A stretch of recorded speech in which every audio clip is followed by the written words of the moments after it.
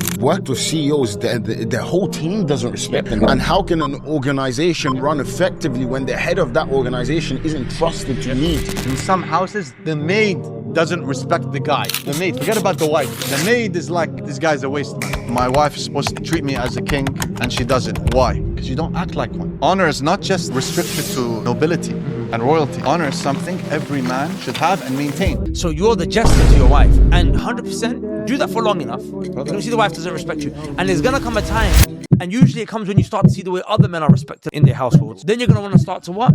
Becoming that king, and it's not gonna happen overnight. It's gonna be a process, but you have to stick with it. When I started to make this transition in life of like, you know, having respect for myself and my time, they stopped talking to me because of that. Or if I send them a link, that was their king move to, no, I'm not gonna book a call. And then it got to a point where I was like, you know what, now I have to book it through my EA. And one brother actually messaged me, one of my closest guys messaged me and said to me, shut up, yeah. But he was talking something serious. You interrupted him. I don't care. Okay, alhamdulillah, wassalatu wassalamu ala rasulillah, amma ba'd, assalamu alaikum wa rahmatullahi wa barakatuh. Guys, welcome back to another episode of Chat with My Bye. This is, as a matter of fact, the best podcast in the Muslim podcast space. Right? Zarir? Marhaba, akid. We don't say that from a point of arrogance, it just is. Right? Because we have a dynamic panel. It's Zarir. That's because of you, brother. No. Can I be honest with you? Maryam. It's because of you. No, Chief. I think if anybody disagrees, Sheikh, they should put Actually, you're right. comment below if you No, disagree. I'm joking. The comments are Zarir brings a spice. Right? Yeah. It's a spice rarer than cardamom and all that stuff they put in that current chai. This is the Zarir spice. You know what you should Keep do? going. Don't You stop. should actually What else? make a fragrance, and you should make a flavor. There should be a flavor called the Zarir flavor. It's like when you take a bite into it, it's like there's a tanginess, there's a spice, there's a sweetness, And a little bit of poison. a little bit of punch. A little bit of sugar. Anyways, guys, we're currently in the middle of our principles series, right? Where we're going through fundamental principles, rules that our panel, including myself, have uncovered throughout the journey of life. And these principles are like rules that give you a clear-cut action when you're in particular situations. It directs you to a particular behavior when you're confronted with certain situations. So the previous episode, we focused on the principles that are inspired through our relationship with Allah Azza wa Jal. And we'd encourage you all to watch that episode if you haven't watched it. Today, we're going to be talking about principles of life in general, like just how to thrive in life. Just so you know, we will have an episode on business principles, on relationship principles, health principles, and whatever else, if Allah gives us tawfiq. But here we're talking about life, and I know it's a bit general, it's a bit broad, but we're here talking about things that just help you become a better person, right? Help you deal with the downs of life and allow you to thrive. And it is a bit ambiguous, but it'll become clear when we start engaging with the panel, inshallah ta'ala. So I'm going to throw this to Fawaz first and foremost, akhi, because, and the reason I want to go to you first is because you, mashallah tabarakallah, are the CEO scaler, right? You help CEO scale and then their business follows. But what's interesting about that is that you don't work on the business of the CEO. You work on the CEO's life. You work on him, which is why your program is called Live by Design. So when it comes to principles of life, I personally learned a lot from you, bro. So I want to start with you here. Barakallah fiqh. Yeah, the first one is be before you become. Oof. Right? This is a principle I have. You have to be something before you become that thing. What does that mean?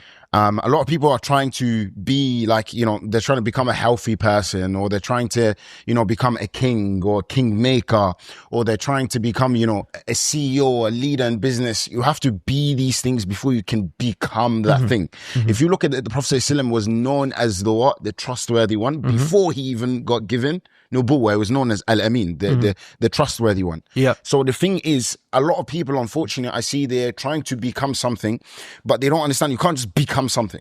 You have to be that thing. Do those things constantly, reinforce those behavior, and then you will own that identity. Does that make sense? So mathalan, if I want to start to be a greater leader, all right? So I would understand what are the actions that makes a leader great. I would be those things, which in turn, with time, makes me a what? A great leader. Be before you become. All right? Was there a point in which you learned this principle? What's the story behind it? Yeah, 100%. I mean, look, alhamdulillah, I've lived a good decent amount of years, not too much. They're quite young, but from the plethora of seeing like, over 500 different, Muslims, CEOs, entrepreneurs in their field. And I can see the same thing reoccurring, right? A lot of people are unhappy with their current state and they desire a better state, right? This is something that is unanimous amongst every single person who comes to us. It's not that they're not doing great. Anyone who we work with is already doing significantly better than the average person, like even better than what is better than average, right? But they understand that there's another realm that they could be playing at that they're not unable to play at right now. So they're trying to become something that they're not right now. Your brain just twanged there, innit? Didn't it? What? Oh, you missed it then. Bro, he was on a roll. He said they're unable to be not. Sorry, you missed that one, huh? I intentionally just kept quiet. Sorry, He was in a flow and subhanAllah. He didn't sleep last night. He's making mistakes I'm today. so sorry. Yeah, you're right. The computer's been on too long. The computer's fried. The CPU. Me or him? You No, I'm missed saying it. I'm letting the brother speak. No, but did your brain swang? Sorry, bro. I'm confused. No, don't worry. It's because how brains pick up on every But I feel like mistake. the greater harm was interrupting him. Yeah, I'm so sorry. You were saying the 500 CEOs that you've seen, it's a consistent theme. He asked you, is there a story behind this? I where know this where I came was, from? but now it's just lost the sweetness. Don't worry, we're going to cut that out. No, but I just... La, la. We can't cut that in real life. It's like innit? a That's the prince problem. once said, whatever falls from my hand, I will never pick it up ever again. Yeah, all right. Huh? Tell Khalas. me your point now. Huh? But I just do want to comment on one thing though. One thing I noticed about you, which is actually quite compelling, yeah, Alam Barik. Usually when I ask you about these stories, your stories are not from mistakes that you've made in life. They're from mistakes that your clients have made or people around you have made. And the reason why that's interesting is because that is actually the best way to learn, is to learn from the mistakes of others. What's that saying? A wise man learns from his own mistakes, and even wiser man learns from the mistakes of others, and a fool never learns. So most people don't ever learn. And if they do learn, they learn from their own mistakes. But what's a higher level and a greater level is to learn from the mistakes of those around you. And because you're always around great people, you're always around these CEOs that are, doing all this great stuff, mashallah, tabarakallah, you're looking at their mistakes and you're helping, and you're basically learning from that and optimizing, creating principles. I think that's very profound, man. Brother, I'll tell you what's profound is what he just did. What did you do? He just was speaking, Yeah. and we're friends. We can interrupt each other. Yeah. But he was talking something serious. You interrupted him, which is fine to do. Which I feel very guilty about. No, it's fine. it's It's fine to do it. Abu Bakr. But what did he do then? I actually think it was What? very bad manners. No, hold on. Oh, brother, you do this. But I hold like on. that. Now we're doing the same with each other. Right, Yeah, now you're doing the same with me. Sorry. And I'm going to do the same what he did to you. I'll continue. What did he say? He said, yeah, now, after you interrupted, you said, oh, go on, now you can speak. What did he say? He said, oh, no, I forgot. You get what I mean? This is a noble thing, what he did. It's very noble. Even if he didn't forget. The right thing to do is say, oh, you know what, I can't remember now. You know what I mean? Because I mean, don't lie, but I understand the point. As in, you get it. And someone with nobility, that's how he would reply. Right.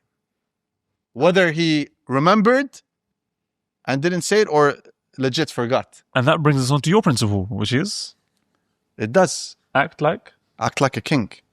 That's my principle. So tell us more about this principle. At what point in your life did you realize I need to start acting like a king? Not me. But when I saw so many people, so many of my friends and people who, friends of friends, complaining about, oh, my woman doesn't treat me like a king. I'm a Muslim, and in Islam, my wife is supposed to treat me as a king, and she doesn't. Why? Because you don't act like one. You act like a clown. If you act like a king, you will be treated like one. You don't need to have the last name of a royal family to act like a king. You could be a waiter and still act like a king and have the qualities and the izzat al-nafs, the honor. Honor is not just restricted to nobility and royalty. Honor is something every man should have and maintain. So for someone who misunderstands honor to be arrogance, what would you say to them? How do you differentiate between the two? Wallah, I'll tell you something. I will tell you, this is a good point. And again, you know, take everything I say with a pinch of salt, and some things don't take. Okay, I'll tell you from now, some things don't take. You tell them what not to take. All right? That's your jobs. But as the CEO of a highly influential Muslim company, would you like to know the single most important move that I made in 2025 that's helped me make more money than I ever have before with Allah's permission? Well, it was joining the Live by Design mentorship for CEOs by Coach Fawaz. When I heard that he helps scale the CEO's performance, which ultimately results in the business scaling, I was a bit skeptical. But subhanAllah, this program has transformed my deen, my health, my mental health, my family, my iman, and even my business. Coach Fawaz is now one of the 5 most important people that's impacted me in my life. So if you're a CEO of a decent sized company that's struggling to take his business to the next level, that next zero, that's where Coach Fawaz's Live by Design mentorship comes in. I'll leave the link to the application form below if you're interested. With that said, let's get back into the discussion. Kings, I'll tell you something. Kings, they have honor, and a lot of kings, they have some level of arrogance. It's there. So I think the word is pride, Habibi. Pride, yes. Barakallah. Pride. Okay, there we go. They have honor, they have a lot of pride, and maybe sometimes it does spill over intentionally, unintentionally into arrogance. So be it. Which is wrong. It's wrong, but so be it. It's al-kamal lillah. No, the Prophet said a person with an atom's weight of arrogance will not enter. I know. But then like one time you told Abu Bakr, take the picture like this. What did I tell you? What did you say? I said, don't do it. No, that's honor. That's just. I said, don't do it. You know why? I wasn't going to do it. I'll give you an example. And I'm giving relationships examples because a lot of guys, they make a lot of mistakes in their relationships. They make these fatal mistakes and then it spills over and destroys their whole life. You get what I mean? Yeah. Because if you're not a king in your house, how are you going to be a king outside your house? Yeah, right. If you're acting like a clown in front of a gyal, you know what I mean? Yeah. The Caribbean influence was not too much. But the point is I'll give you an example. I'll give the relationship examples, right? Women, so many times you see them even outside of like Muslim environments, in non-Muslim environments. Fawaz. Yeah. Huh? I'll just turn your cup. Turn this cup? There you go. You interrupted me for that? I was interrupting him, Habibi, and then you looked at me. You're a king. Because he wasn't looking. He was deeply listening, not like you. Habibi, I was going to tell you something crazy. Say it. Only after you continue, though. But I forgot what I want to say now. What was I going to say? Oh, I forgot. I remember. Listen. What was I saying? Somebody remind me. Huh? Well, that's the way out of it. It reminds me. So, okay, I get it. Kings, we're talking about pride, No, arrogance. No, guys, girls, You think it's even outside, in Muslimat and even non-Muslimat, all right? You'll find them, they have, not even deliberately, some indeliberately, they'll try and get their guy to do something gay. Like act like a clown. And I see this so much. And almost 90% of guys, they do it. They think it's funny to make her laugh, to appease her. Yeah. And some morons, they even post it on Instagram. Idiot. Like Or them. she will post it on Instagram. She will post it and it's like, look what we're doing. Fools. You get what I mean? Yeah. How common is this? It's You don't disgusting. understand. You have just destroyed your relationship because women are attracted to kings. This is be before you become, by the way. I know. This is what be before you become means. Huh? You have to be in the way of a king before you become a king. Before you you're have treated like a the king. crown, yes. Everyone asks like, oh, I can't speak, or people don't respect me, or oh, I have no honor. Because look at what you are. Look at what you do on a daily basis. Be that thing. You're going to attract that thing. I say attract with. Let me ask you guys a question. If I may, I want to just add a point before I really feel compelled to apologize because No shit. no, honestly, that was actually very bad manners. Oh shit. No, It was very bad manners. Your And I manners. also then deprived the people of your benefit there. And to be honest, I don't know why I did that. I'm so sorry. Allah preserve you. Say eloquently, you have my forgiveness. No, Sheikh. And then ask, You have and then you have ask my us. pardon. You Someone have my remind me. pardon. And then say, someone remind me what I was talking about. Sheikh is فوق رأسي. It's on top of my head. No, I'm not. I'm not. He's on top of my head. I genuinely though, I'm sorry. And one thing that I have to remind myself, even when this panel, is like the interruption thing. We have to rein that in. That was like that hives day. That's it. Bumblebee came out of your neck. That was. I've got a question on this issue of. Smashed it up. Yeah. Sorry. You know, I just want to be clear. It doesn't mean being Between a friends, tyrant. yeah. Being a king and being a tyrant are two different things. Nobody likes tyrants, right? Everybody loves king, and So- kings are not clowns. So Kings have pride, they have honor, they move, they act, they talk like a king. And kings still bow their head, by the way, to a greater king. This is what people don't understand. Every head must bow. Does that make sense? Meaning, yani, I don't mean it in the literal term, Yeah, just to clarify, yes, because bowing it's is only for Allah. Yeah. But I mean in a sense that, for example, if there's somebody with more experience, this is where people get it wrong. Oh, no, No, but then don't use the word bow. They acknowledge other kings. Barakallah feek. unless it's the king of kings, Allah, and then they bow. Yes. So this is what I mean, that a lot of people don't have this distinction. Like when somebody who is more knowledgeable, more experienced, more well-versed than them, and know because he's a king, he wants to start interrupting. Do you understand? Look, this is actually one of the rights of the soul. My sheikh, he explained this to me very nicely, and I never understood this concept until he mentioned it. You know the hadith when إن لربك عليك حقا ولنفسك عليك حقا ولأهلك عليك حقا وأعطي كل ذي حق حقه كما قال, that your Lord has a right over you, your family has a right over you, you know, your nafs has a right over you, so give every single one their rights. So subhanAllah, the Shaykh was saying that, you know what we don't realize, that from the rights of our soul is that you don't present it to humiliation. Right?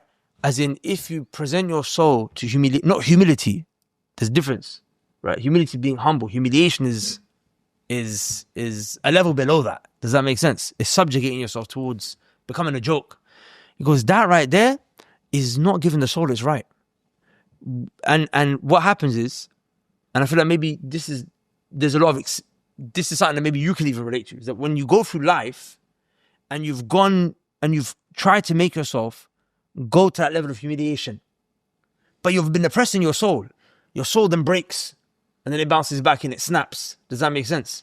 So what you've got to do is you've got to make sure you don't go overboard and give your soul arrogance and present to it what it doesn't deserve. Unfortunately, that's how life is, brothers. The pendulum, right? Yeah. It's like when it swings one way, so what happens? No, but you have a Swings the other. But Fawaz said something that was very profound once. He said you have to visit two extremes in order to find the middle in order part. to know the middle. But then, Right? because that's what happens then. But you got to come back to the middle, though. The pendulum comes to the This is middle in the the end. end. Stop swinging it. Stop Right. swinging. So There's no perpetual I motion. think we should give people tactics though. Yeah. Because sometimes people don't know how to deal with situations when they've been humiliated. And I felt this in my past as well. Someone said something, but I didn't know how to behave. Yeah. So one of the best lessons I've learned, yani, there's no need to be aggressive. There's no need to be violent. Let's say brother Sam, who of course would never, may Allah bless him, very respectable. He said something that I didn't like. You know, I'll just look at him stoically, no smile, no expression. Doesn't mean with an angry face. And I'll say, yeah, don't say that to me again. There's even a less And then you push. there's a less confrontational way. no. There's a less confrontational way to do that as well. You know why? Because that might be too much of an escalation for a green. Too much of an escalation for a green, right? Help the Colours. that might be too much of an escalation. You know what you say? We trying to offend me there? Brother, We these are all like Oh, one sec. Did you B plus and C minus lines. did you intend that? Did you are you trying to be difficult? Are you intending to be difficult? That's enough for the person to just be like, oh no. You know it's Do you coming. get me? It's almost coming. I'm scared of what's coming. Brother, I'm the line guy. Go on, you This is the line. I should charge you guys money for this. Go on. What's that? Well, you got to pay me $1 for We every should do a view. podcast just on your lines. We could, Go on. but it'll be long. Go on. This is what you do. Okay? You're sitting in a majlis. And let's say you're a tyrant. You're like a bad guy. Okay? You make fun of guys. And we don't do this. Like in the Middle East, we don't have this like this Western culture Trash talk. where you Bullying. insult. you insult your friend and your mom and your sister, and we don't have this stuff, you know? Like I remember when I trained the SWAT team, Dubai Police SWAT team. I've seen the SWAT team of America in movies, right? In other countries, it's like they curse each other and they do this. Yeah. Wallah, these guys, they would joke with each other, but so respectfully, and they're like family. Even after working hours, they're together. It's like they're closer than family. Like they're working together, finishes, they're doing some activity together, meeting, like there's 12 of them. 4 will be together here, 3 will be together there. Yeah. Do you get what I mean? So, but let's assume now I'm the guy I'm known to be bad. All right? And I'm in a majlis, 10 guys, and there's one guy that does me dirty. He says something, he goes off and he makes fun of you, not me. Let's say there's a third person. He's the bad guy, but there's someone who does him dirty and makes fun of him in a very low way. You know what that guy should say? All he should do is stand up, look at him, and say, thank you, and leave. You know what will happen then? Everyone in the majlis who knows, like the guy who left his past, right? You know, he'll say, they all turn on that guy. It's like, you idiot, you moron. Why did you say that to him? You know, look how good he is. You know, he's such a good guy. They'll forget all of that, you know. The whole thing will be on. As in you turn the mob against him. You turn the mob against him. Interesting. Just with 2 words. Interesting. Thank you. Whenever, and it's noble as well. Just get up, thank you, leave. See what happens. This works. This is for me. This is like, for example, after like a second, if you correct somebody and for the second time they do something, don't be present. Leave. You have to excuse yourself. You know, it's not running away. It's excuse yourself. It's because you're informing people. I don't sit in these kind of circles with this kind of talk. I'm like that as well. For example, if brothers are having a certain discussion that I believe to be useless or not beneficial, I just walk away. Because listen, brothers, I have to leave now. They know why you left. So they clock and they're tailoring that, okay, when this guy's around, let's not hold these XYZ kind of conversations. So one thing people don't consider is you're teaching people how to treat you every time. Like human beings subconsciously, by the way, it's like, it's not done on purpose. We're not like, I violated him last time. He didn't do anything, so I can violate him again. It's such a subconscious thing. So the guys, when we say something and they say something, they allow it, they're training us subconsciously. And this is what happens with a lot of women as well. It's not that they intend to disrespect their man. It's he's taught her for so long, it's okay. And then subconsciously it just becomes da-da-da. It's very true. So when it comes, nip it in the bud. This is why I always tell people, because it's slow things you're training each time. No, don't do that. And you'll see it doesn't come again. They even build more and more and more respect for you. If you want izzah, you seek it. You make people give you izzah. You make sure people talk about this thing of haiba, and I understand, and some people are naturally granted it. But also if you put yourself in positions where you're not dominant, right? Or you put yourself in weak positions, of course there's going to be no haiba about you. Do you guys want to hear something depressing? I've been searching for a halal investment opportunity with high returns for over 15 years. And other than Bitcoin, regretfully, I never found anything solid. The opportunities I found always had one of 3 issues. It was either haram disguised as halal, or it was super risky and volatile, or it had painfully low returns. I'm talking the type where they mention you make your first million when you're 50. But that all changed when I interviewed the most impressive real estate investor I've ever met, Brother Sam Amin. I interviewed him on my podcast, Righteous and Rich.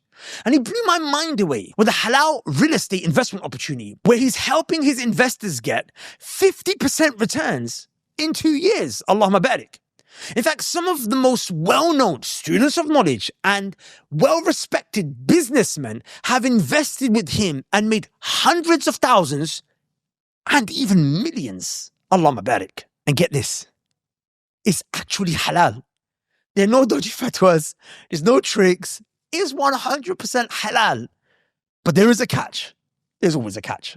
The catch is you have to have at least $100,000 liquid ready to invest within the next 30 days to qualify for his current development project in Dubai, where it's projected that he's going to be giving 50% returns to his investors over a 2-year period, inshallah. So if you're interested and you'd like to book a call with this team, you can do so at the link below. But just a heads up, if you don't have the $100,000 ready to deploy in 30 days, they won't take that call. With that said, let's get into the podcast. It's very interesting because I know of a brother, and by the way, if he watches this video, I hope he doesn't get offended because I'm not saying it in a bad way, but just because this issue became a bit heated between me and him. I won't talk about how it got heated, but he's a good brother. But he's a brother who I think kind of started being taken as a bit of a joke in the community. I think he realized he doesn't really have a lot of respect. And he's a guy that he's got a little bit of a short temper. He's a passionate guy. But at the end of the day, it's like, bro, we don't really take you seriously kind of thing. Do you get me? So one day, I don't know, he just decided that he wanted to be respected. He decided that he wanted to have haiba. Right? Haiba is like a respect and fear. Aura. An aura. Aura. Haiba means aura. But it's an aura of like, there's an element of fear in there and respect. So now some people, they just go sit in their presence and you just behave. It's automatic, yeah. It's automatic. So he wanted to have that. So he walked in to our studio, just mad antisocial. Just walked in, looking angry. Doesn't work like that. Sat down on the sofa like this. You get and by the way, I didn't know that he's trying to have this haiba. So in my mind, I'm just like, I asked one of the brothers, I was like, yo, what's up with the brother? He's a bit off today. And the brother goes to me, oh, he's trying to have some haiba. But listen. So, go on. So basically, when all that's happening, I was just like, you know, this is wrong. I have to talk to the brother. You don't just turn haiba on like it's a series of actions that you need to have. Do you know what I'm saying? So I tried to sit with him like, yo, what's going on? And he's like, I'm trying to have haiba. Like, you know, I want to be taken seriously now kind of thing. Do you get me? Anyway, the point of the matter is that the conversation escalated between me and him, and, you know, alhamdulillah, it fizzled out. But that really for me was quite shocking, man. It's like, I understand there are many people right now that at that point in life where they're like, I want to start being taken seriously. I don't want to be violated. I don't want to be mocked. I just mentioned this story just to say it's not going to happen overnight. Actually, you know the example you gave of, like, for example, women, a man who he doesn't act like a king in front of his wife, and he acts like the jester, actually. Acts like right? the jester. And by the way, people love the jester. The jester's entertaining, but he's not the king. Yeah. Do you understand? So you're the jester to your wife. And 100%, do that for long enough. Outside a honeymoon period, you're going to see problems. You're going to see the wife doesn't respect you. And there's going to come a time, and usually it comes when you start to see the way other men are respected in their households, right? When you start to see, you're like, well, actually, what, your wife doesn't say that to you, or you don't tolerate that from your wife. Then you're going to want to start to what? Becoming that king, and it's not going to happen overnight. What you have to understand is that you're not going to turn it on. And it's going to be a process, but you have to stick with it. Because really what you're trying to do is you're trying to recapture the castle. Yeah. Your castle, she's the king. She's the king. And you're the jester. Brother. By the way, in companies, this is huge. Right. I've worked with CEOs, their whole team doesn't respect them. His whole team sees him as a joke. Yep. You know, it's actually a problem. Yep. And how can an organization run effectively when the head of that organization isn't trusted to lead the organization? Forget about the CEO and the employees not respecting the CEO. In some houses, the maid doesn't respect the guy. Oof. The maid, forget about the wife. The maid is like, this guy's a waste man.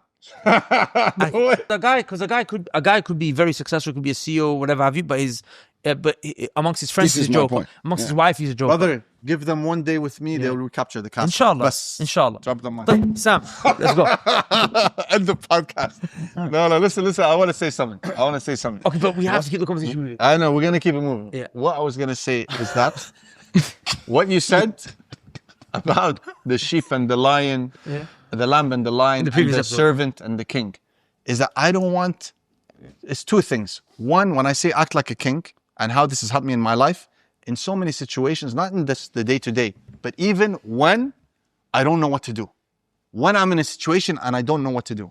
Or I'm in a position where I don't know what to say even. You say, well, what did the king say? I ask myself, what would a king do? What would a king say?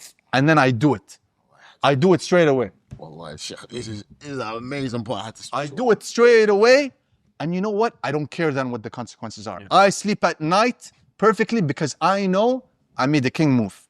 I said a king statement. I don't care what the consequences are. If I get the deal, I don't get the deal. You know, she stays, she leaves, whatever. I don't This care. is a principle, Sheikh, in life. Never put money or attaining something over your nobility. Exactly. Like, it doesn't matter what it is. Don't ever be even deals, right? Where it makes sense for you. You're the one who's going to, by the way, this is one of the reasons, by the way, I know brothers raise capital, etc. This is one of the things that demoted me because I had a business back then. We used to raise capital, make them back money. It's one of the things I stopped. One of the reasons, right? I don't think it's bad, by the way. I don't think there's an issue with it. But I'm just very red and I like to be able to say what I want to say, and no one should look at me and tell me, no, you shouldn't really say that because it's going to tailor your PR and public relations. No. Do you know what I'm saying? Because this is something I've noticed. People, because of a certain incentive or benefit, they sell their souls. They sell their nobility. But one second, but this is interesting because, for example, when you raise capital, I see you move in a very red way, right? I don't ever see you chase the deal. That's In the way to do it. fact, I don't even ever see you make the ask. Yeah. So how'd you do it? Say you put me on spot. But first I would comment, there's so many gems you guys share. Can I take the next? Of course. Takes- I kind of just want to listen to you for about 20 minutes straight. No. There's so many gems. SubhanAllah. First, I'll comment on what Brother Fawaz mentioned about be before you become. It's the most important thing. And it was one of my principles, but in a different way. That's why I want to comment. How was yours?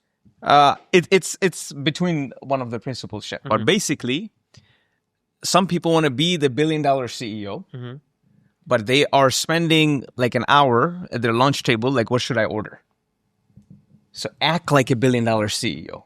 Would a $1 billion CEO like just spend on Kareem and Talabat, just looking at food one after another? I don't know what to order, this, that, just getting more hungry than confused, than going out and eating, wasting time. You know, Sheikh Sam is a king, by the way. Yeah, He's a king. The guys usually aren't confused with ordering food. It's usually women. no, Chef. Oh, Trust me. Shit. But I was No. trust me. Guys who don't know what to order. Oh, yes. This is strange for me. This is new for me. I only experience this with women. They never know what to eat. Because you're from pre-Facebook era. The Facebook era guys are They confused. don't know. They're like yells also. No, seriously. And also, act like a king. Mentioned a very profound point. Because when you act like a clown in front of your wives, this is when you'll never get respect from anyone outside. Because you just get... Because how can you just turn on and off like that? How you do anything is how you do everything. Wow. So if you're once a clown, you're forever a clown. You know, for a small example, and I don't like mentioning family stuff. For one example, when I go to, for example, my in-laws, there's an invitation for something. And I didn't tell my wife to do it, but because the expectation is set, she calls them beforehand. She's like, this is what exactly he's going to have today, because beef is not on his diet today. Cook it like this, cook it like that, and make sure when he's there, within 5 minutes, you're serving him the food, because he's going to pray Zohar and come, and he's usually very hungry right after Zohar. The man needs food immediately. So when he comes, like, don't socialize, have the food ready, and then after that, don't offer him chai, dessert, or anything, because he wouldn't want to be rude with you guys. He would drink it, then he would be like going mad after that. Yeah. So don't even offer him. And he'll be out in an hour. Don't find it disrespectful. When he walks in that room, what I do you love think the they- last part. He'll be out in an hour. Don't find it disrespectful. That for me is... Yeah, because otherwise it's 2 hours, 3 hours. You don't know how to tell your father-in-law, like, sorry, I need to leave, you know? But the expectation Bro, is barakallah set. feek. Ta'ajibni wallah. I like it. This is too beautiful. Because, Sheikh, when he walks in that room, what do you think those people look at him as? He's a bloody king. His wife gave him a rule book. Gave them a rule book His on how to Majesty- behave with my man. His Majesty will be arriving at Dhuhr time. He will have lunch 5 minutes after that. And he will leave 50 minutes after lunch. And shall I tell you something? Even if the initial type of behavior people find offensive, eventually they'll fall in line. And it's the lesser. Not only will they fall in line, in the long term, they respect you more. It's not that they'll fall in line as if like they'll feel subjugated. No, They will they feel love it, they enamored. respect. Yeah. They'll be like, wow. Yeah. They'll find pleasure. They'll find purpose in serving you. Yeah. Like, for example, one thing that when I started to make this transition in life of like, you know, having respect for myself and my time, a lot of people around me started to get offended because it started off with, bro, I'm gonna have to. I'll tell you the moment it started. So I was in Medina, and it was one of our Umrah trips. And at the time, Sheikh Yassin, who was teaching me fiqh, we were doing a lesson. And these lessons I could only do with him when I go on Umrah trips with him. And it's an Umrah trip where I'm one of the group leaders, I'm managing it. So I'd have to find random times to finish the book with him. So it took us like 2 years to finish half the book because we'd find moments like on the coach ride or when everyone's gone to sleep or whatever have you. So I'm now doing a lesson with him in the room.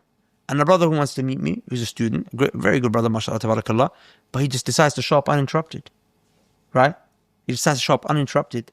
And he actually turned up, subhanAllah, after Dhuhr, surprisingly. But it was a sisters Umrah trip. So we were like, bro, why are you brothers here? We've got a session where we're leaving. Sheikh Asim al-Quruti had one of the female mashayikh that came in and do a session for the girls. And we were like, bro, this room cannot have guys in there.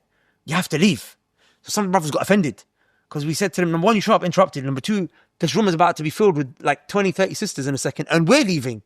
What the hell? I don't want that on Twitter. Oh, that man had his student knowledge boys in a room when the sisters turned in. So some brothers got offended. Anyways, one of those brothers, who was the least offended, I guess, decided to try again. But again, he turns up unannounced after Isha. And I'm literally in the lesson.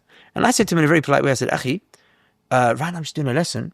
And he expected me to leave the lesson for him, bro. And what's funny is that these same brothers, when they had exams, right, they would turn off their phones, they wouldn't What respond. do you want to talk to you about? I just want to chill, bro.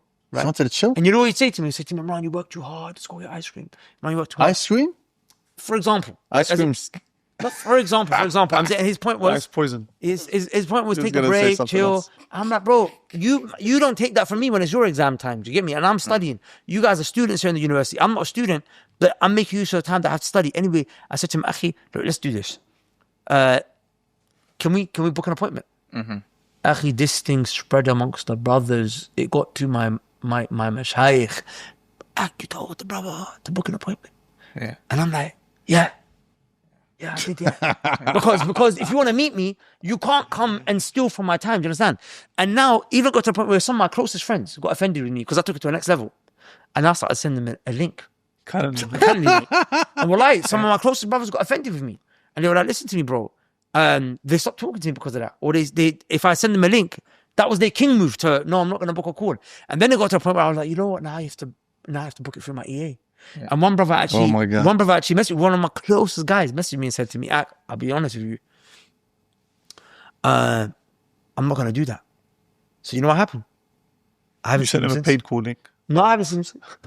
That's the case. Listen, this is the law. If you don't design your life, people will design it for you. The people are going to tell you, no, come here. You have to be the one. People always tell me, like I had a client the other day, he goes... Sorry, I have seen him. I've seen him once since I got an EA once, I've gone out with him. But we had a client, right? And his calendar was...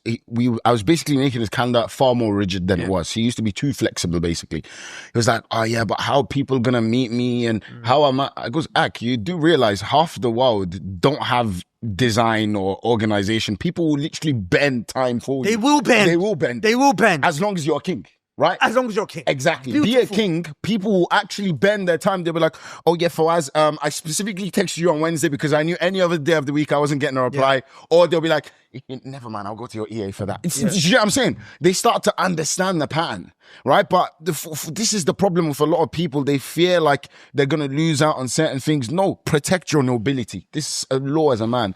And I've said a lot of things that people hated me in the beginning for, but they respected me after. And this is something that I preach to men. Sometimes you have to say things that people are going to look at you and be like, but you think you're sick, aren't you? Like, you're disgusting. Let them think. No problem. In the end, they respect you. And they're like, you know what? You were right. I had a client 3 years ago, yeah? 3 years ago. It's a funny story. He's the one I was in the car with, right? He got married the other day. He's asking me situations about marriage, about because I was doing performance coaching very early at the time, about 3-4 years. And he's like, he commented back on one of his feedback forms. Wallahi, I'll never forget it. You know what he says in the comment of the feedback form? He goes, sometimes I think, you give advice and, perhaps you're not very, you haven't thought about the situation just because it was hard stuff that he didn't want to hear, in truth. Or that you're inconsiderate and maybe you don't even have experience. I can tell you're young. I was like, say that. So when he tried to renew, I was like, no, I'm not renewing, bro. you probably shouldn't renew with somebody this young that doesn't have perspective. I'm like that. Like I always tell people, alhamdulillah, the money I've made from offline businesses is significantly more than I've ever made from online. I don't care if you shop with me or not. I don't mind. And he messages me back 3 years later. I'm just trying to find the message. And he's basically saying, honestly, thank you so much. I wish I listened to you 3 years ago when you first told me all of these things. And And now he was trying to book a call with me. He sees it's 1,000 hours per time. He goes, okay, when I get on this call, I'm not going to interrupt you because nothing I have to say is worth $16 per minute because he's done the math, right? He's done the math. He goes, so please feel free to stop me at any time and tell me to shut up. Yeah. That's what I wanted. I was waiting for the bang of the table. Finally got it. The fury. Listen, I'll tell you something. And then we'll move to the next one if there's time. Being a Muslim entrepreneur who's committed to making hundreds and millions of dollars through his business without compromising his deen, I can tell you this is a very lonely journey. But over the last year, I've realized that I'm not alone. In fact, some of the most sophisticated entrepreneurs are Muslims who fear Allah, and they watch this show. They attend our retreats, and they use their wealth for good. The issue is that they're all scattered. They're all alone. But inshallah, that changes once and for all on September the 6th. Because we're going to be launching our exclusive and powerful circle of Muslims making millions, inshallah ta'ala. If you make millions as an entrepreneur or have at least $10 million in assets through investments, then you qualify to join our waiting list at the link below. P.S. I just want to mention, money isn't the only qualifying factor, but it definitely is the first. So you can register your interest at the link below, inshallah ta'ala, and join the waiting list. With that said, let's get back into the discussion. About this act like a king, there's a nuance to it that people need to be aware of. Otherwise, they're going to go left. Is that, at what age can you start applying this completely? You can start applying this partially from the beginning, from you're a teenager. Yeah? But applying it applying this rule, act like a king completely, and you're 19 and you're 20, 21, no. You need to know how to serve, have that noble qualities. Don't sacrifice your honor, your pride for nobody, any age. But I believe the rule, I'm certain you should not apply it. I don't think it's the age. I would put competence to it. I would tie it to competence and achievement. Yes. That's why I put age, because it's competence. But for most people, competence comes with age. But age. there are Agreed. exceptions. Yes. But there are exceptions. I think I've got it. It comes back to one of the rules in 48 Laws of Power. Don't never outshine the master. It doesn't matter if you're 19, 18, 20. Law. Is that the first? Yeah, it doesn't matter if you're 19, 18, 20, 50, 60. It doesn't matter. If there's a master in front of you, there's a king that, as we talked about, there's a king that's greater, never outshine him. And bend your time for him. Likewise, even no matter how designed my schedule is, there's certain people, if they reach out, yes, I will become more flexible for them. And this is the side powerful. people don't understand. Yeah. There's two elements of what we're talking about, right? Yeah. There's maintaining your honor and nobility, and then there's the walking the walk and the talking the talk, right? You can be not competent in anything, but still have the nobility and move and speak like a noble person, right? By protecting your honor. But if you're going to talk big, like a king, you need to have that competence. And what I'm worried is that there's going to be 20-year-olds that don't have that confidence, and they're going to say, Zarir said, act like a king. And now this comes back to acting like be before you become. Yeah. Right? Be before you become. Be that thing, and then you'll become Be that the thing. competent one before you become the king that be everyone competent. Don't act like a king and you have nothing. I agree with you. You know this what is I mean? This is a facade some people put on. There we go. And then you look at him like, bro, what have you done in your life? Shut up, please. So you need to turn the volume down until you get the confidence. And then if you want to turn the volume up when you have the confidence, then turn it up. So I believe there's aspects, right? There's things you need to do even when you're young in order to maintain your izzah and honor. And as you grow older, maybe you start to become tighter and tighter. It's also important to just mention here that saying act like a king doesn't mean to not be humble, because a person who's not humble will never grow, will never learn. You know, So why you have to say that? No, you have to say that, Akhi. Shall I tell you why? Because But you need to listen. They've already heard this humble king a million times. I know. So let me say it once. And you said it at the end. Now it's just erased everything. No, I you don't said. I'm gonna say, Imran said be humble. I don't believe that to be the case. No, but hear what I'm saying, right? Like, there are two types of people that will never learn: the arrogant and the shy. Right? The arrogant and the shy. So you have to, and if you want to be a king, if I'm specifically talking in the context of what you're talking about, which is competency. Competency is learned. So I'm not present myself to humble situations in order to become competent. For example, I'm going to have to become an apprentice to someone, and maybe I won't get paid, right? And that doesn't mean I'm not acting like a king. In fact, I'm here being like Ibn Mansur, who is the smart, underdog, who was going to become king, but he understood that I got to work with donkeys today. But tomorrow I'm going to run the kingdom. And that's my point. This is my point. I hate to say it, but know who to lower your head to. Not lower your head to, Acknowledge. Know who to acknowledge. Or learn from. Yes, know who to give your ear. And this goes on to another principle I have. Every man must have a governor. I believe in this law. Listen, I'm not the guy who quotes the narrations, but Aisha radiallahu anha, she said it best, what you're trying to describe. She says, Prophet Muhammad, peace be upon him, taught us إنه نزل الناس منازلهم.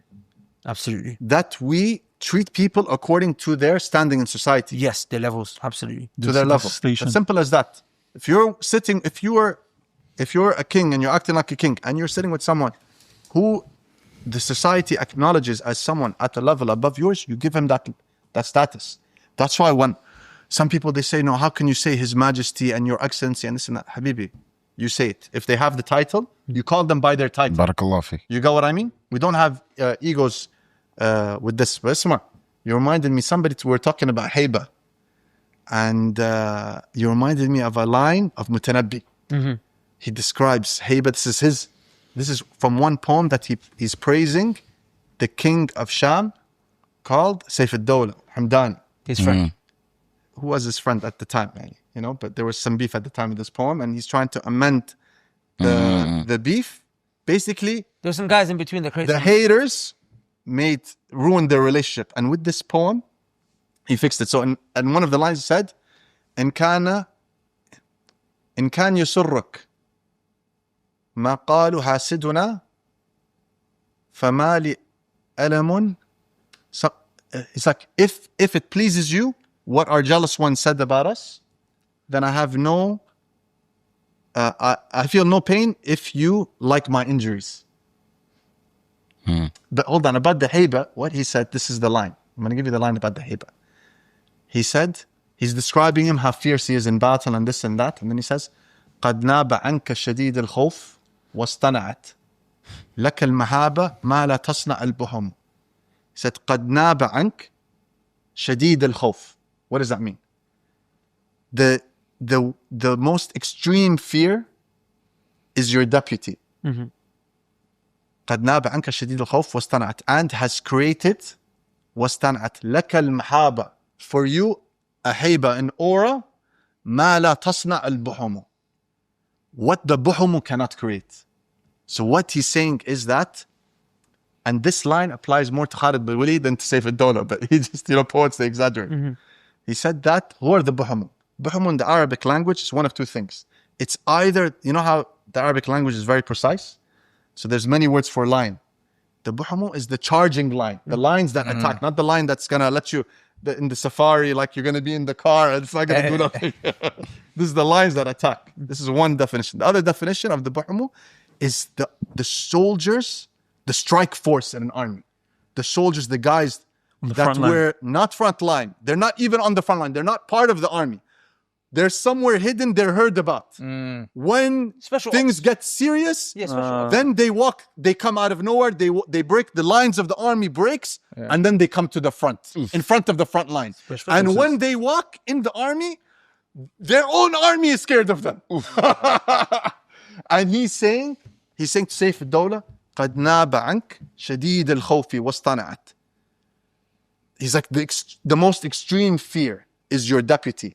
And it goes ahead of you and reaches your enemies, and it creates an aura. It creates an aura for you that the buhumu cannot create. The buhumu do not. Above that, what they have.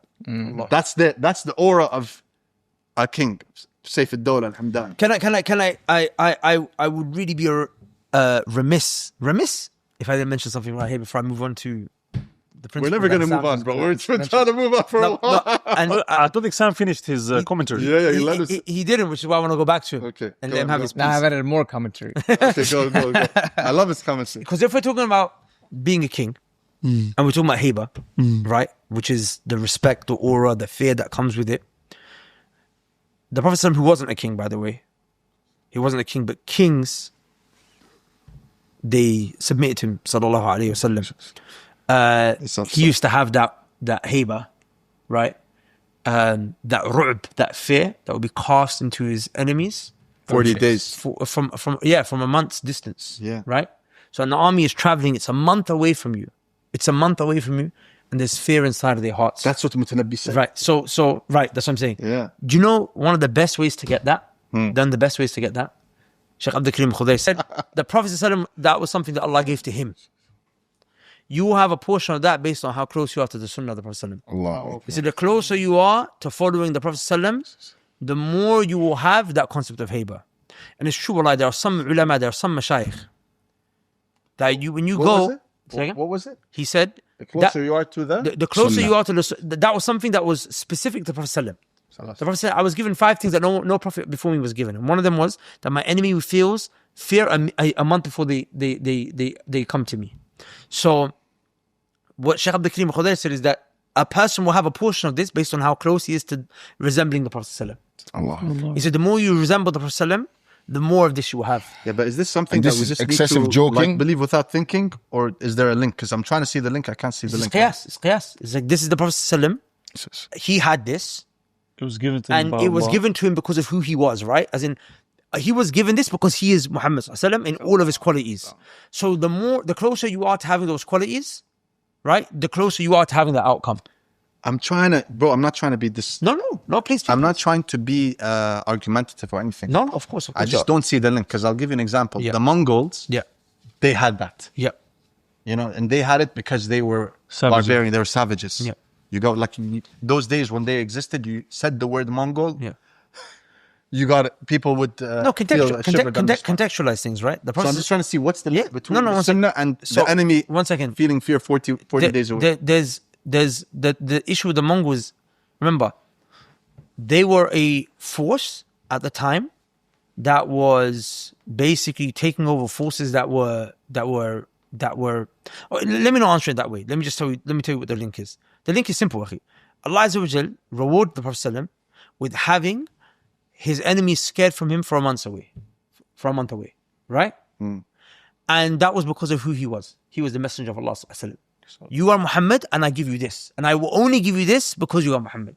That's why no one else before him had it, sallallahu alayhi wa sallam. So the scholars mention, if you want some of what the Prophet had, right? If you want some of what he had, sallallahu alayhi wa sallam, i.e. that fear, then be more in line with him. One of the reasons why the Mongols had the fear over the Muslims is because the Muslims were distant from being like the Prophet sallallahu alayhi wa sallam. At that time, the Muslims had turned away from the Sunnah of the Prophet. And also, If they were like him, they would not fear. they would not I have wouldn't. feared. Yeah, I get you. I wouldn't even call what the Mongols had heba. To be honest with you, it was more like No, they didn't have heba. it was like They a didn't have- barbarian, like Yeah. just like. But it the was point- still disgusting. If that Right, makes sense. But the point is so valid, right? We became afraid of them, right? Because- when we stopped being like the Prophet sallallahu Sir. alaihi wasallam, right? It's like the fear you have against the lion is not the same against a rabid fox. Rabid fox is like, bro, I don't want rabies. Rabies is disgusting. It's a nasty disease. But you're still going to be like, you don't want to go anywhere near it. You're going to be running away from it. But it's not the same as when you're running away from a lion. Because, it's That's a good different. example. Very good example. And So I really want to come to Sam. yeah, please. Yeah, I really want to come to Sam. No, Sheikh, continue. No, Please. Okay, there are many points, but a lot of them you brothers touched on, so I don't know which one to mention. But I think one principle that I have is always be the most reliable man in the room. Okay? Because if you are the most reliable man in the room, when you're not in the room, the other people will speak of your reliance, even when you're not around, right? So that comes to all the points the brothers already mentioned. I'm not going to repeat those, but one example I have, so there was one investor I had on the call, and he asked one of the most difficult questions, very personal. It would seem like attack if you're not a professional in it. Okay. So I knew where he's coming from. Yeah. And I was very casual, normal, but very like attack mode. And if someone comes at an attack mode, but if they don't have experience themselves, then I'd be like, Habibi, like you don't know what you're talking about. But this man had invested quite a bit. So he knows what he's talking about. And these are very difficult questions. Anyways, I answered all the questions. At the end, it came to the point, okay, I want to talk with your references. I'm like, all the references are there. He's like, I don't want to LinkedIn them or Instagram them. Give me their WhatsApp number, And because I knew he is reliable in his field, I was like, okay, let me get their permission. They didn't give me permission to give their WhatsApp number, but let me get their permission. If they give, I'll give it to you and you can check the references with them. So he texted, and then I got the screenshot from the investor. After investor replied, he texted Anwar uncle, and this is what he replied. Anwar, he replied, I have known brother Amin for 15 years. I have invested with him for the last 10. He's paid quarterly without ever missing a payment. One fund I have exited from, I drew successfully. Others are still paying, never missed a payment without a single issue. Always on time. And then he breaks down the returns and everything. Right? So the point is, and it goes down to everything you brothers mentioned, be before you become. Right? So now a lot of the people, they're trying to do the same thing, let's say in Michigan. But the problem is they have not done what's supposed to be done before becoming this, before going out and raising capital and doing it. There is no proof of concept.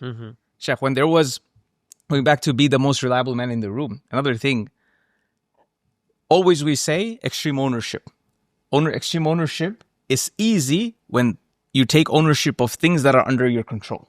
Yeah, we have to. That's just by default. But I'll go a step ahead. You have to take ownership of things even that's not under your control. You cannot just reply that, hey, this is the government delaying it. I don't know. We're just waiting for the government to give the approval. No, if I invest in your project, this is not a response I want. So how would you then? That's not extreme ownership. I'm going to bang on the government's door every day. Why aren't you approving this? You're supposed to approve it in 2 weeks. It's 15th day. I have people to answer to. I'm not going away. You have to give me an answer. I have to document it. Before the investor asks me why the delay, I have to let them know why there is a delay, anticipated delay, right? It can't be like, I'm following up with you. It recently happened. And then you tell me, we're doing what we're supposed to do. It's just a government delay. I have no control over it. Habibi, I just invested a lot of money with you. This is not the response I want.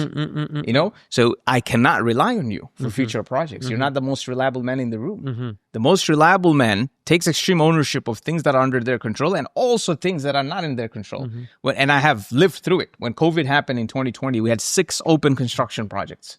All investor money, my money, everything entangled. And we literally thought the first 2 weeks was, I don't know if you guys remember, it was just going to be locked down for 2 weeks, right? Remember, 2 weeks and COVID's going to go away. Then it's month 2, month 3, it was like that's it. The world's going to end probably. All the, you don't know what's going on. We still did the work, and you don't have to bleep it out, even though we're not supposed to do it. But just to show, we found ways hey, you can go and work at night. There's nobody's coming to enforce. You can continue the construction at night. Okay, put the blinds and shades, everything up in the house. Nobody knows what's going on inside the house. My crew's ready to work. Okay, we figured it out. The second month, third month, it's not.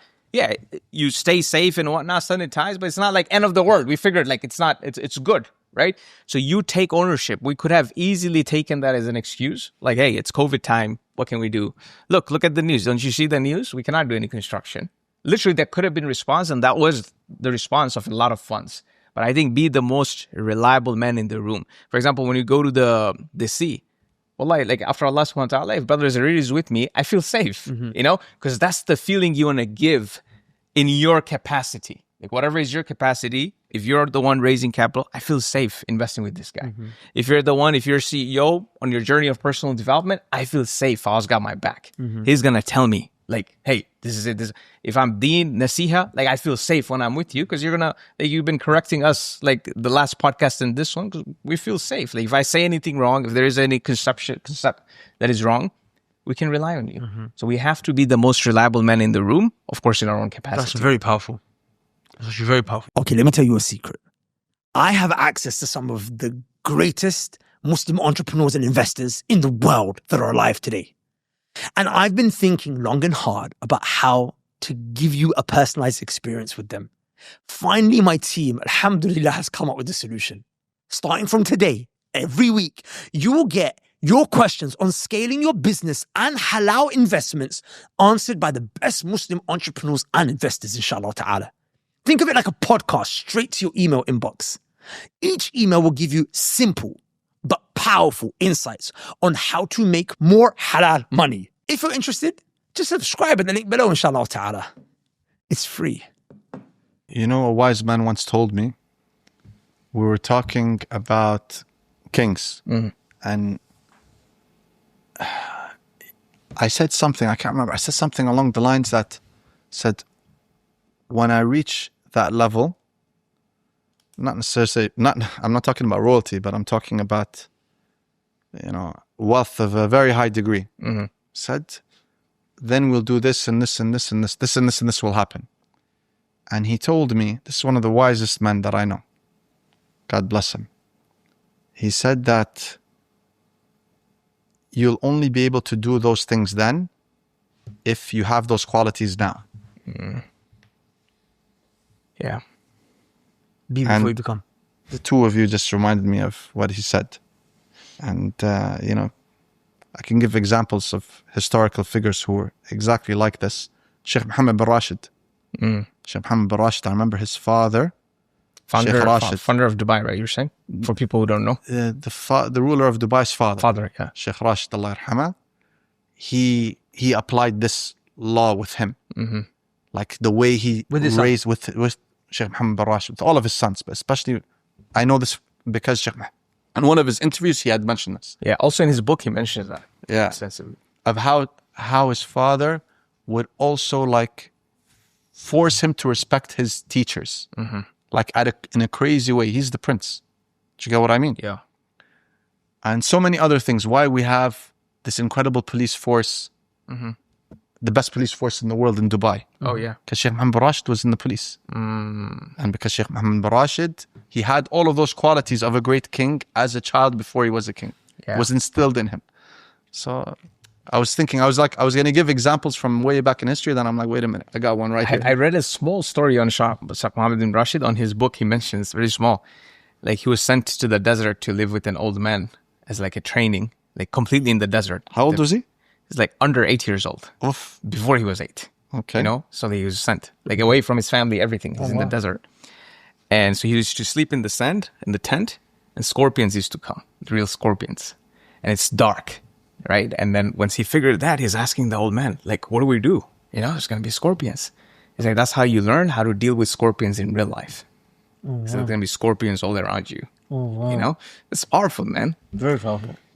This is actually why I believe, especially in young people, like when you see a child that's young, etc., and it goes back to the point, wallah, create the kings from young.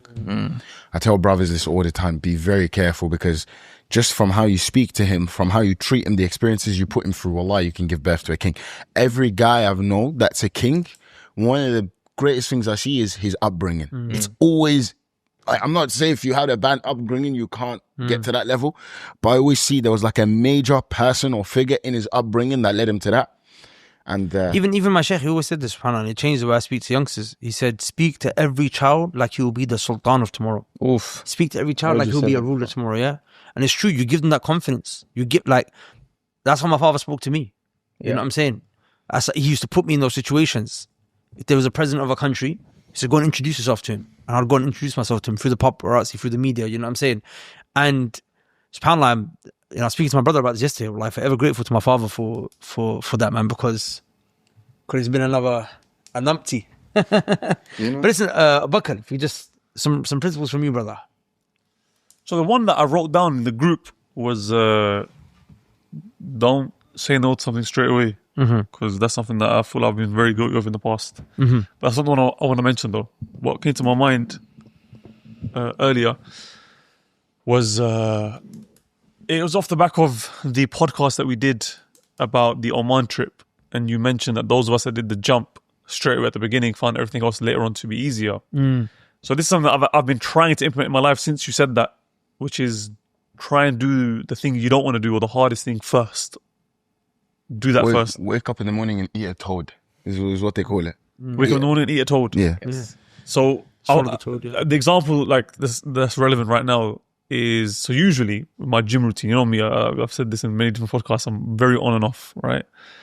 Well, the way it happens is, so I do push-pull legs, right? Push-pull legs, push-pull legs. So what will happen is one day I'm on it, I'll do the push. Next one is scheduled is pull, then legs, then break, then it starts again. If for those couple of days I don't, and that's actually, it's funny, that's the order of enjoyment that I have as well. Push is my favorite. Yeah. Pull is then like, it's still nice, but it's not, and then legs is just, I dread it, right? So what usually happens is I'll do the push, alhamdulillah, yeah, I'm feeling pumped, chest, tricep, shoulders. Yeah. Next day will come, something will happen, I'll be like, you know what, calm, I won't go to the gym today, it's peak. The day after that, something else happening, you know what, I can't, if I have to drop something, if I have to choose between work or something, I'll choose the work over the gym. And then I'll wait, it's the rest of it. I'll wait next day, all right, back to push. Push, yeah. Alhamdulillah, let's do pushing, no problem. Boom. You don't think I need to do so through that, I'll probably do like within a 3-4 month period, Only pushes. I'll do no. So I'll do probably like 50% push, like convenient. There's 20%, always something you have to do on leg day. 20% pull and 0% legs. Legs will get skipped for a whole like 4 month period, right? Bro, you know, the more you train legs, the more testosterone you have. Yes, I know it's the biggest muscle. I know all of that, but still, it doesn't take away from the fact that I enjoy push. So now when I came back from the UK, I said, you know what? I've got 2 months. I've dropped my family off. These 2 months, I'm gonna go in, inshallah. But I thought, you know what? I'm not gonna start with, because of the whole thing. And I said, you know what? I'm not starting with push. I'm starting with legs. And now it's like, I'm forced to, if I want to do a push, I have to do the first 2 days first. I have to do the legs, I have to do the pull, then I get to do the push. Yep. And that, it forces you to then, it makes it easier to do the full routine because you've done the hardest thing first. The water doesn't get less cold the longer you wait. And even with the ice bath, for example, even with the ice bath, what I do now, based on what I saw another guy doing, is I go straight in, head submerge straight away. Yeah. Go all the way in, hold your breath as long as you can, come up. Then after that, you'll catch your breath. But after that, it's easy. Yeah. Because sitting there with your head above the water is infinitely easier than fully submerging yourself and holding your breath. And anytime I feel that way, it's like, even then, there'll come a time where it starts to get a little bit, probably just submerge yourself again. Dip your head all the way in, hold your breath for I do it for about 10 seconds, then come back up and it's easy. Then it's easy. So it's like, do it harder and then whatever comes after will be easy. And I'm still trying to implement this in other areas of work, like even work-wise, there's certain tasks that I find to be easy and certain tasks that I find to be a bit more difficult. Get the difficult ones out of the way first. Very interesting. But Let's bro, look at this. you know, ice bath reduces testosterone. Does it? It does, yeah. My biggest motivation. I mean, on maybe getting physically, but mentally, No, this is the new research. That's why I never follow these trends. No, it's okay. Huh? No, that's my biggest motivation to do legs as well. The moment I found out, it helps your testosterone and it actually builds your upper body even more. When you do legs because it's flowing the testosterone. But the point here, Sheikh, it's we used to do the same thing with our agency. We should call it first and 10. Basically, the first hour, you're making the 10 most difficult cold calls. Then after that, everything else just is very easy. Because when you're getting cursed on the first 10 calls and somebody's just watching there because you have to keep them on the phone, you know, when you do that the first hour, brother, everything after that is easy. And I think that's where we cannot seek comfort. I think it all comes to that. Like we just seek comfort. We settle to average by seeking comfort. Like even that day, bro, I was like, when we got there, and okay, a little bit of water at first, and then the very next thing was this 8-meter jump. Yeah. Like in my mind, I was like, we'll ease into it. We'll do a little warm up. Because you mentioned there's a 3-meter jump, there's an 8-meter jump, and then there's a 24-meter drop, but that's not going to be a jump. So in my mind, I was like, okay, cool. This is going to be the 3-meter one first. That will get me ready for. So when I get there, I'm looking down. Jump. And actually, now I've already committed. I'm standing on the boulder now, and it's like I'm going to do this regardless. But I'm looking down at if it can. So we just started. I know. Yeah. Like, we literally just started. I know. It's like they throw you into prison and you're like, oh, it's not that bad. Then you walk a little front and you're like, oh, it's bad. This is something that's actually big psychologically, you know, like I tell people there's nothing better than to train your mind to learn that we don't care what you desire. You know, it's actually something you have to teach and train your mind. Like, regardless of what you want, what you desire, what you feel like is best for you in this moment, I'm the one who takes a lead. A lot of people don't lead themselves, they're led. All right? Look, this concept, akhi, wallahi, if we just follow our deen, is so profoundly embedded in our religion. Like, this is why it's so important to look at the Salaf. You know, when Allah Azza wa Jalla told us to fight our desires, right? The nafs. نعم, what's the ayah in Surah Al-Nazi'at when Allah Azza wa Jalla says وَنَهَى النَّفْسَ عَنِ الْهَوَى فَإِنَّ الْجَنَّةَ هِيَ الْمَأْوَى. That the one who he prohibits his nafs, he prohibits his desires from that which it wants, right? Then paradise will be its abode. And there's a beautiful story that, and I've mentioned it before in another episode, I'll mention it again, that really shows the power of this. So Umar ibn Abdul Aziz rahimahullah was a great Khalifa. And just so people can just get a quick glimpse of how great he was, at his time, he ruled with justice and he eradicated poverty. One of the governors from Iraq sent him a letter saying, we don't have people to send zakat money to, because zakat can only be sent to a particular category of people, and poor people weren't there anymore. There was no fuqara, there were no masakin. So he said, go and place the food on the top of the mountains so that the birds can eat. Like, he's eradicated poverty with Allah's permission. And he also ruled the Muslim empire, the Bani Umayyah, at its peak. Yes. When it had taken its army to the borders of China, all the way to the borders of France. Yeah. So this was at the height of Islam, right? Who was the man that would rule? What would he do at night? Subhanallah, he wouldn't even turn the candle on. After he'd done the works that were related to the government, he would say, I'm turning off the candle light. And then his servant would say, but Sheikh, you still need this, Amir al-Mu'mineen, to work. You're still awake. He said, this was taken from the wealth of the Muslims, the Baytul Mal, so I can serve the Muslims. Now, It's personal time. Yes, personal time. I'm not going to use it for myself. Yeah. That's who this man was. Ya Rab. So he had a wife who was a princess. Her name was Fatima, right? Ibn Abdul Malik, Ibn Marwan. Her father was a Khalifa. Yeah. So she was a princess. And she was a great woman. Very righteous woman. Very pious woman. Great woman, right? When he became the Khalifa, he said to her, he said, look, now, because she's a princess, he said, I'm not going to be able to give you what I used to give you. I've been entrusted with the affair of the Muslims, so this is your exit strategy. I give you permission to leave. And she said, I'm going to stand by your side. I'm going to stand by your side.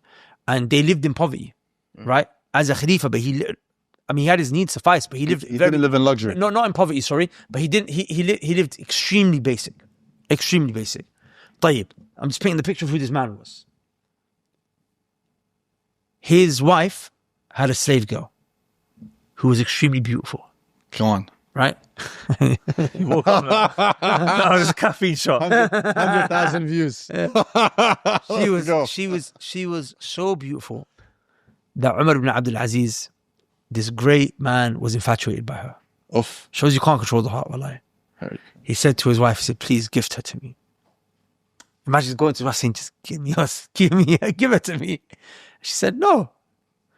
But being the righteous woman that she was, she went and told the girl, prepare yourself. She comes into her husband and she says, my husband, She's ready. here you go. Yes, oh my master, I've gifted her to you.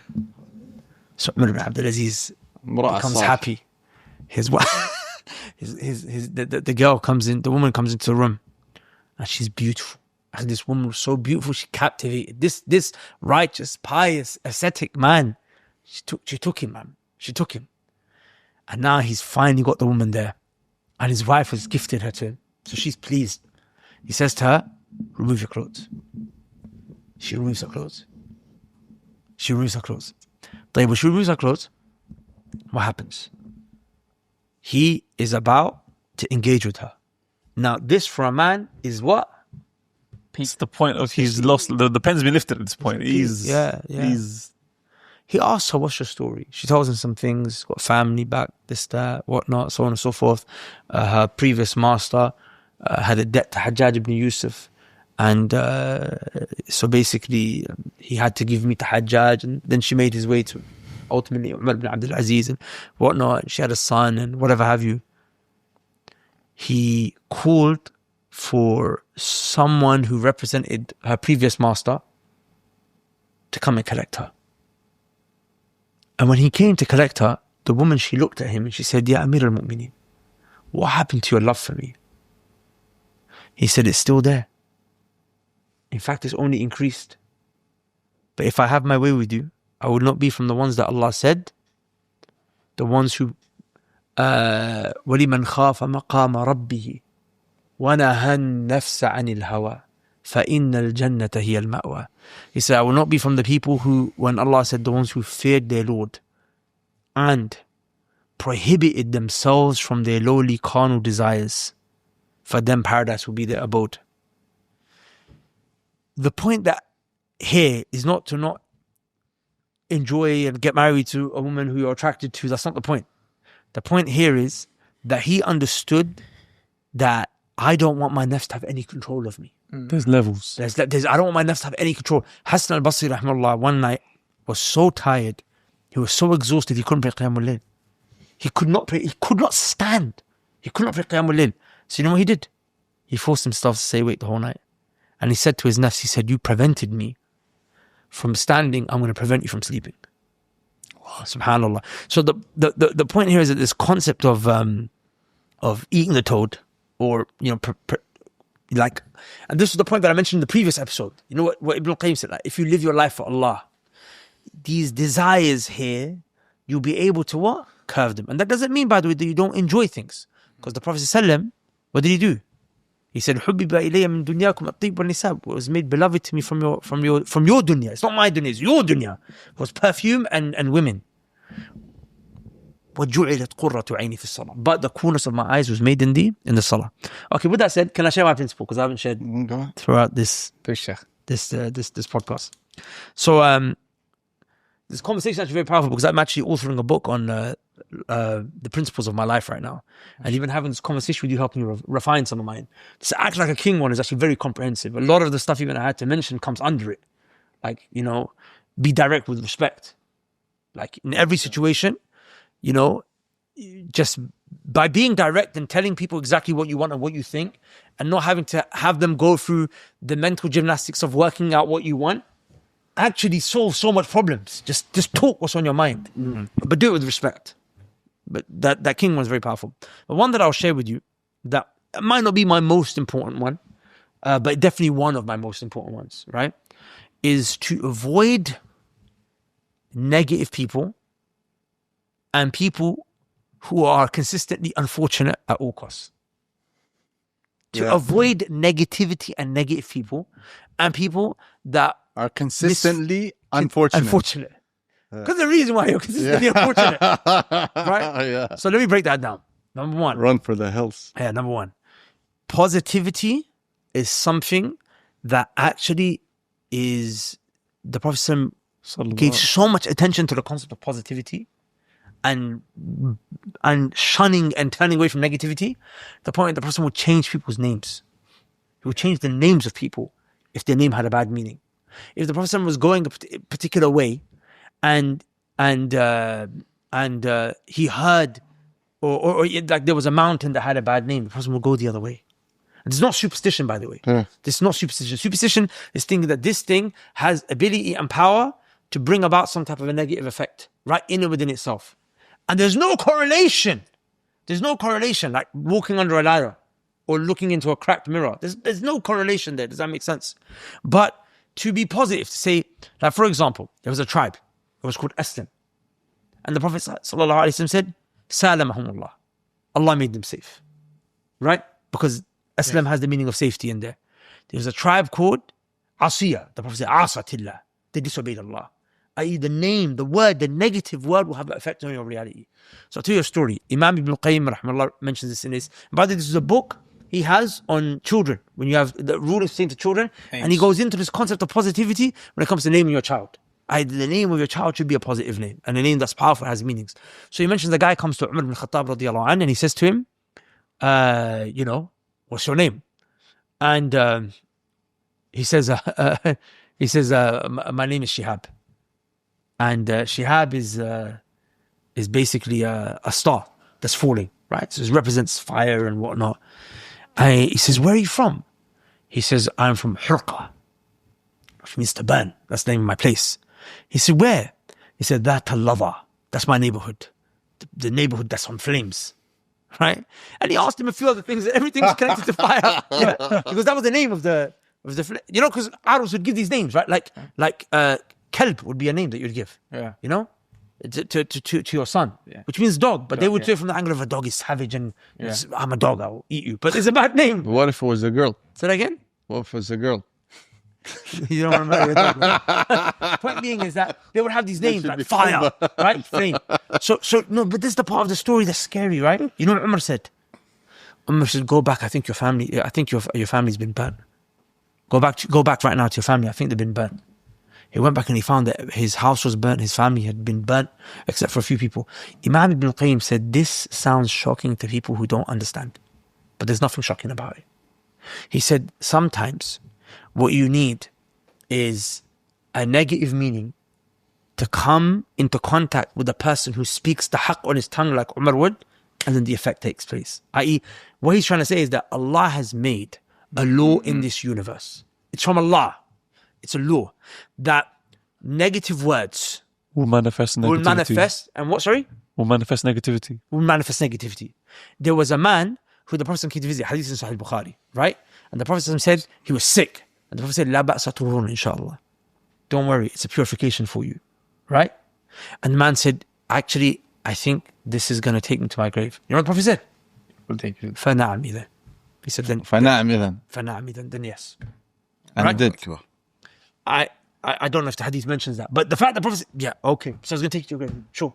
Point being is that when you speak negatively, this is why I despise negative people.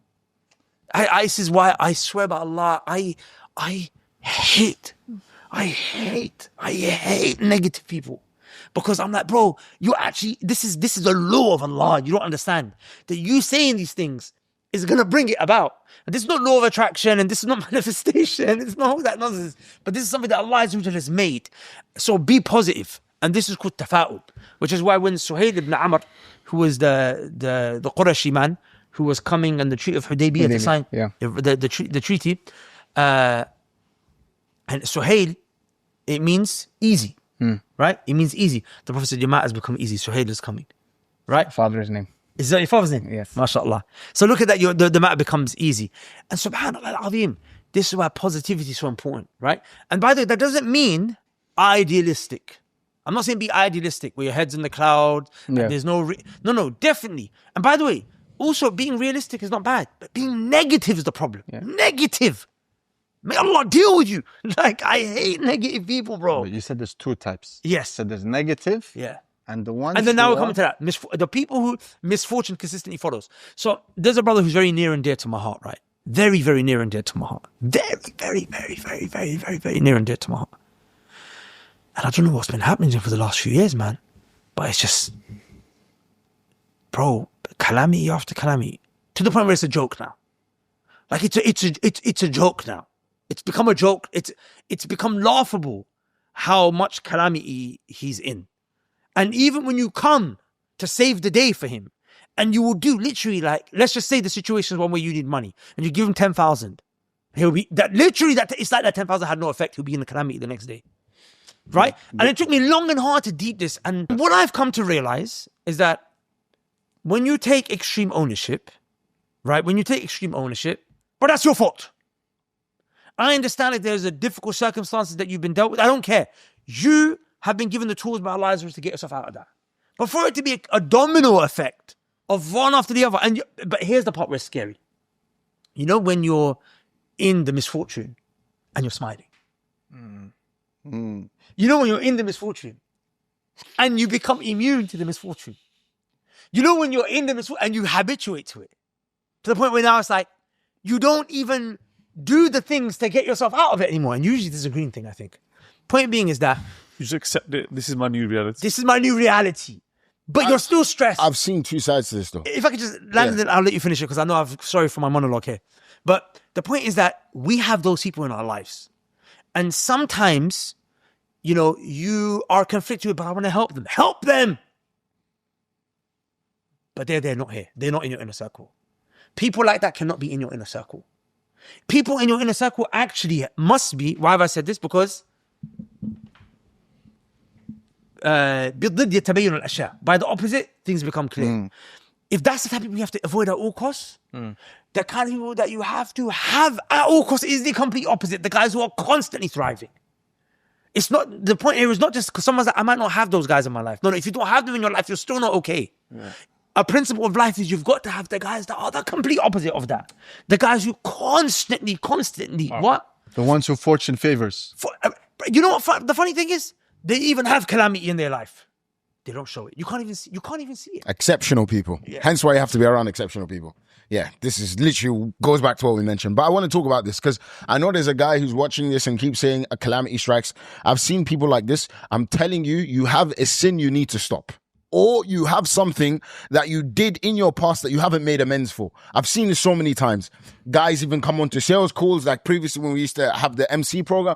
Well, it's like everything I do turns to dust and keda wa keda. And no matter what I try, and even my family, keda wa keda. Trust me, there's likely a sin that you're doing right now that you need to go and check yourself and say, okay, is this sin? Or did I pay off maybe this debt? Or is there somebody I offended or something I owed? Something in your life you will find you have to fix. And until you fix that, it's going to be a recurring thing. Powerful. Powerful. Jazakallah khair. Should we... So sorry, I didn't mean to turn away from my phone. I was just missing Sheikh because I've gone 3 minutes over. I just telling him I'm coming slightly late. No, bro, look, your point is valid there. But I think it's even deeper. Apologies, yeah? I absolutely believe bad things happen to you because of sins. وَمَا أَصَابَكَ مِن سَيِّئَةٍ فَمِن نَفْسِكَ, because Allah says in the Quran, right? But you could have a guy, yeah, who... Right now, I'm talking about more of a mindset. Because it could be that this person's righteous, right? Like, everyone's going to have their... Remember, you're going to be placed in situations where you have to be patient. It might not be a calamity, but it's a situation that requires sabr. It's some degree of adversity. Right? Sabr is always like Sahaba radiallahu anhum, they were not sinning, but there were situations that had to be patient. Right? It's just part of the process. I'm saying this is a situation where the guy is having to be patient. It's not necessarily, which is why I'm happy that you said to recorrect that statement of calamity. It's just tough times, right? Tough times, but times keep getting tougher. What I'm talking about more is the mindset, the victimhood, right? The victimhood, not just the victim. It's the victimhood and then accepting the state of affairs. Because you can have a fasiq and a fajir who calamities are hitting him, right? But he's still got a positive outlook. Yeah. Yes, in the akhirah, this guy's better than that guy. 100%. Like, it's like, for example, Ibn Taymiyyah says something powerful, right? He said, if there's two leaders, right, and one's righteous but he's weak, and one's not righteous but he's strong, he goes, who do you fight behind? The strong, not righteous one, because he said his lack of righteousness affects him in the akhirah, but his strength benefits us in the dunya, right? And as for the one who's righteous but weak, he goes, his weakness harms us in the dunya, his righteousness benefits him in the akhirah, only him, not us. Right. So likewise, I'm like, sometimes a guy could be righteous. Really? Yeah. Powerful. I'm glad. He could okay, I need to think about some that conversations to have with certain people. No, what Ibn Taymiyyah is talking about here is reality, bro. Mafasid and masalih. It's like, if this guy is weak, like when Talut was placed as the king, what were the two qualities that he was given? Education. زاده بسطة في العلم والجسم. He was given knowledge and strength. Because a leader's got to be strong and he's got to be knowledgeable. Okay. He's got to be strong and knowledgeable. The Prophet was strong and knowledgeable. Abu Bakr was strong and knowledgeable. Ali, all of they were strong and knowledgeable. He's saying if we have two extremes now, this guy is weak but extremely knowledgeable. This guy is fasiq but extremely strong. And we're talking about war. Because this situation benefits us. The point he's trying to make is not be a fasiq and not to run to fusaq. He's trying to say be strong. Like, he's just trying to make the point that benefits in his context. So I'm saying this brother could be righteous. His righteousness benefits him in the akhirah. Of course, in the dunya, he's not wanting to commit suicide. He's not, there's other barakat in his life, but he's not changing his state of affairs. Yeah. He needs to change his state of affairs. That at least, do you understand what I'm trying to say? Yes, of course. Yeah. Of course. Okay. It's abrupt end. We all have to gotta go, bro. sorry. My internal clock. لا With that said, guys, man, I really enjoyed this episode. I actually learned a lot from you. But before we do wrap up, can you answer the question? What question? The one that I asked you at the end of the last podcast. What was it? What is the difference? I don't think that's a question worth making me late, صراحة. So I'm gonna between shedding tears and crying. And you know what? We'll answer in the next episode. This will be a rolling question. With that said, سبحانك اللهم وبحمدك أشهد أن لا إله إلا أنت أستغفرك وأتوب إليك. السلام عليكم. Since we started making content for righteous and rich entrepreneurs, I've gotten so many messages from brothers who've been inspired and want help making money online. They're hungry for financial freedom so they can seek knowledge, do hijrah, and live life on their terms with Allah's permission. But here's the truth. I can't help you. I personally only work with 7 to 9 figure entrepreneurs. With that said, there is one brother that I trust more than anyone else that helps beginners start their online businesses with Allah's permission. In fact, I've sent him dozens of brothers already, and time again, he's helped them make consistent money online. Look, I have a lot to lose by putting my name behind someone I don't have full confidence in, but this brother, I've vetted him and his team and his method. I trust him with Allah's permission. Which is why I'm ready to risk my 10-year plus reputation on telling you this brother, he will help you make money online, inshallah ta'ala. So if you're interested, go to the link below and you can apply for his mentorship.